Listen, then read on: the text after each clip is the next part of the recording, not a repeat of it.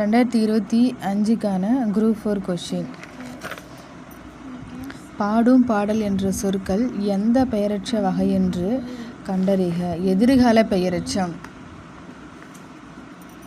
நட என்னும் வேறு சொல்லின் வழி உயர்திணை வினையாளனையும் பெயரை கண்டறிக கேட்டிருக்காங்க.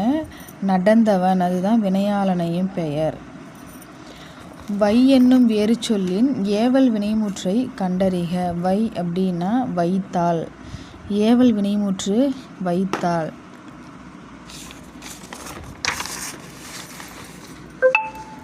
குறில் நெடில் சொற்களுக்கு சரியான பொருளை கண்டறிக.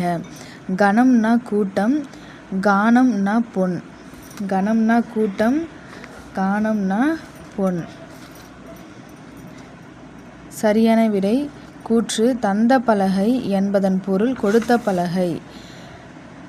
காரணம், இரண்டு சொற்களுக்கு இடையில் இப் என்ற ஒற்றெழுத்து மிகுந்து வந்ததால் கொடுத்த பலகை என்னும் பொருளை குறிக்கிறது.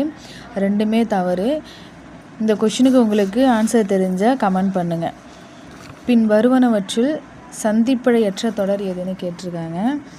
அங்கு கேட்டேன், அங்கு இக்கு வரணும். அங்கு கேட்டேன். இருபொருள் தருக. இருபொருள் தருக. தாரணி அப்படின்னா கடல் பூமி. தாரணி அப்படின்னா கடல் பூமி.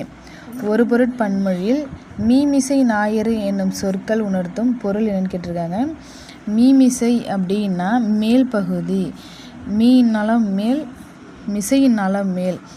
இதை பிரித்தா ஒரு பொருட்பன்மொழி எப்படி கண்டுபிடிக்கணும்னா, பிரித்தா ரெண்டுமே ஒரே பொருளை தந்தால் அது ஒரு பொருட்பன்மொழி. மீனாலும் மேல் தான், மிசையினாலும் மேல் தான். அப்போ மேல் பகுதி. பொருந்தா சொல்லை கண்டறிக. முரல், வகுளி, வாழை, வியாழம். இதில் பொருந்தாதது எதுனா வியாழம்.